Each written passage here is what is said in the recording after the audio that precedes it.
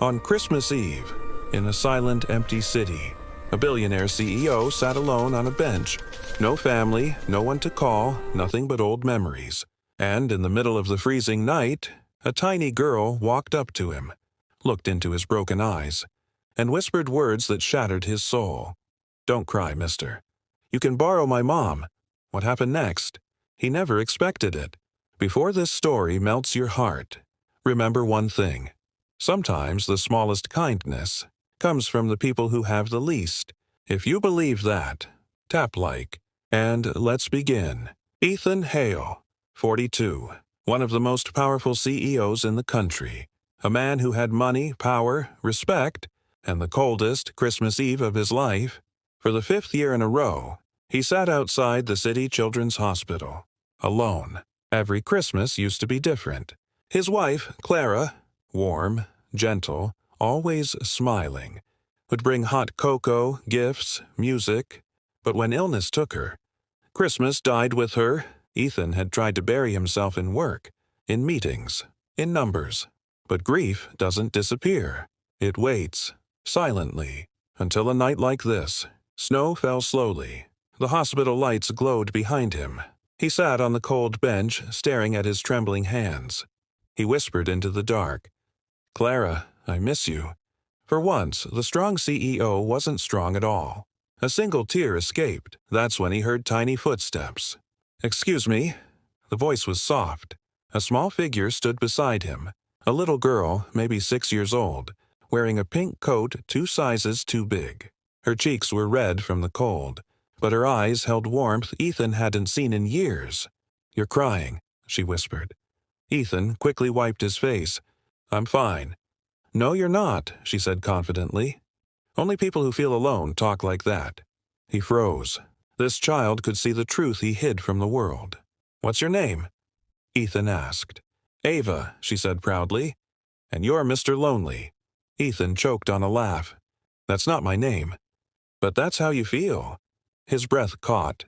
"How do you know?" Ava pointed to his chest. "Because your heart is sad. I can see it." Then she did something he never expected. She took his hand, her tiny fingers wrapped around his trembling ones, as if she had done it 1,000 times. "You need a hug," she said very seriously. Ethan was too stunned to respond. But then she hugged him. A small, warm, gentle hug that broke something deep inside him.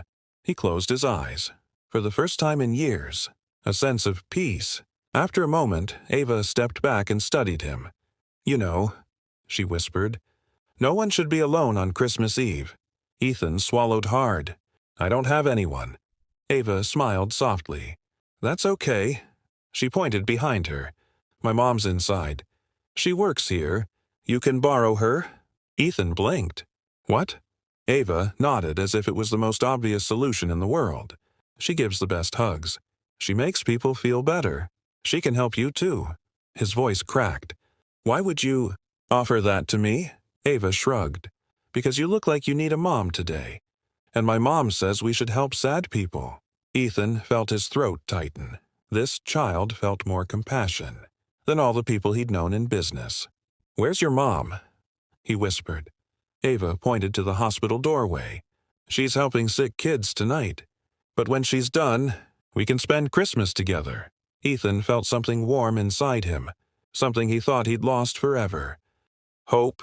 Before he could respond, a nurse rushed out of the hospital. "Ava, there you are." Ava turned. The nurse looked panicked. "Ava, your mom fainted. We're taking her to the emergency room." Ethan stood up instantly. "What happened?" he asked sharply. The nurse stared at him, confused. "She's been working double shifts for weeks. She collapsed from exhaustion." Ava's eyes filled with tears. "Mommy? Mommy's hurt?" The nurse hesitated. They didn't have enough staff. Too many patients. Too much chaos. Ava clutched Ethan's hand. "Please, Mr. Lonely, come with me. Mommy needs us." Her voice shook, with a fear Ethan knew all too well. And without thinking, without hesitation, Ethan lifted her into his arms. "I'm here," he whispered. "You're not alone." He rushed inside. Cold CEO? Gone. This was a man trying to save the only light he'd felt in years. They reached the emergency room. Ava's mother, Lily, a gentle-faced woman in her early 30s, lay unconscious on the bed, pale, weak, breathing slowly. Ava cried out, "Mommy, wake up!" Doctors held her back. "She's stable," one said, "but she needs rest. We'll keep her overnight." Ava turned to Ethan. Her voice was tiny. "Mister, will Mommy be okay?" Ethan knelt down. "I won't let anything happen to her." Ava threw her little arms around his neck and sobbed. "I don't want to be alone." Her words stabbed straight into his heart.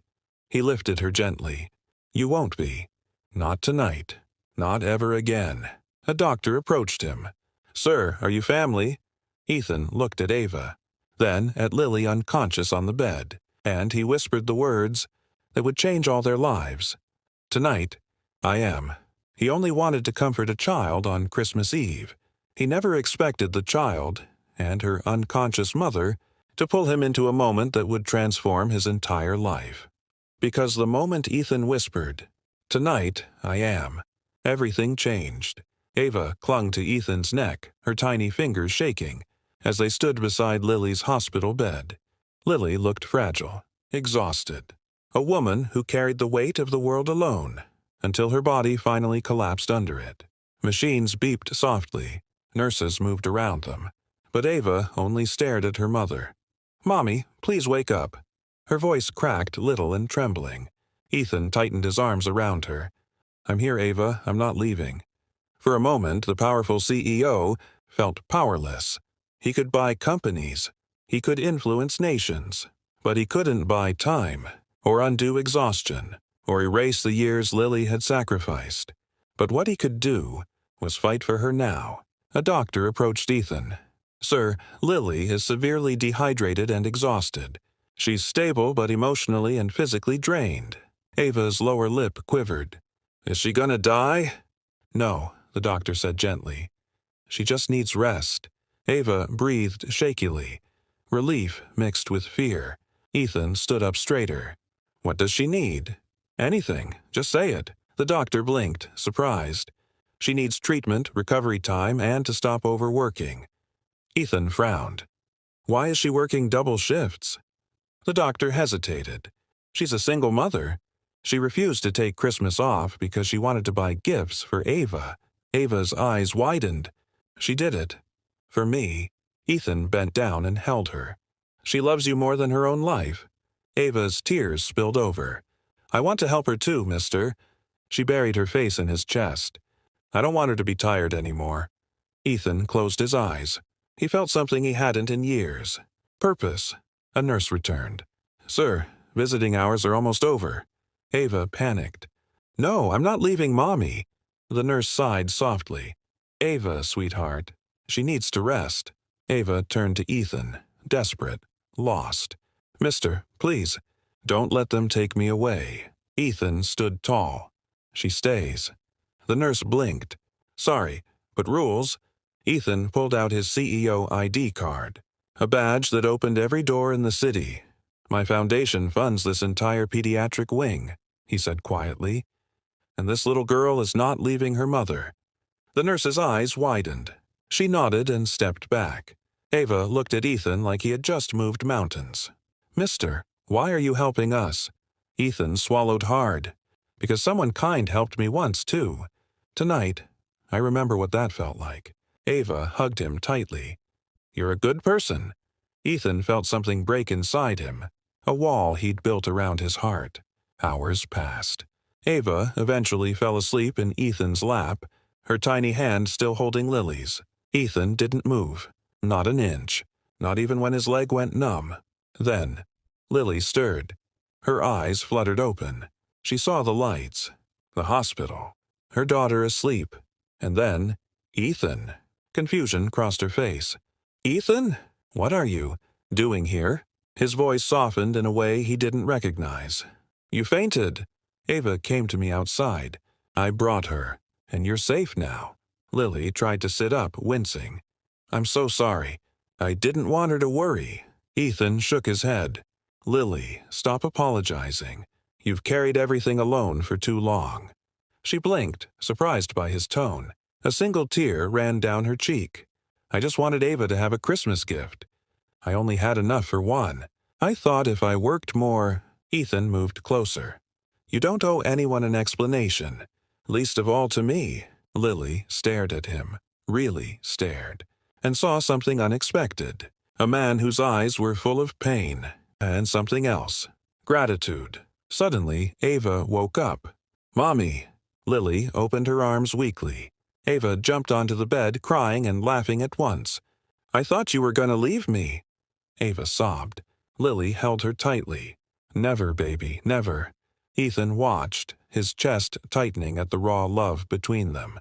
Ava pulled Ethan's hand toward her mother.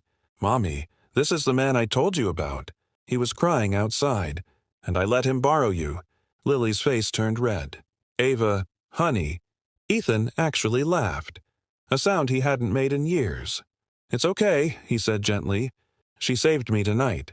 Lily looked at him confused. "Saved you? I didn't even know." "Yes," Ethan said quietly. "Because of you, Ava wasn't alone. And because of her, neither was I." Lily's breath hitched. Ava climbed between them, smiling through tears. "Can we spend Christmas together? All three of us?" Lily froze. "Sweetheart, Ethan has his own plans." Ethan shook his head. "No, Lily, I don't." He took a slow breath, his heart speaking before his mind could stop it. "I want to spend Christmas with you. Both of you." Lily's lips parted. "Why, us?" Ethan looked at them, the first warmth he'd felt in years filling his chest. "Because tonight, you gave me something I thought I'd lost forever." Ava whispered, "What's that, mister?" Ethan smiled softly. "Family." A silence fell, gentle, warm, full. Then Lily whispered, "Ethan, we'd be honored." Ava squealed and hugged them both at once. Snow fell softly outside. The hospital glowed warm. And inside that small room, a CEO, a tired mother, and a little girl with a giant heart accidentally became a family. On the one night meant for miracles, they found theirs.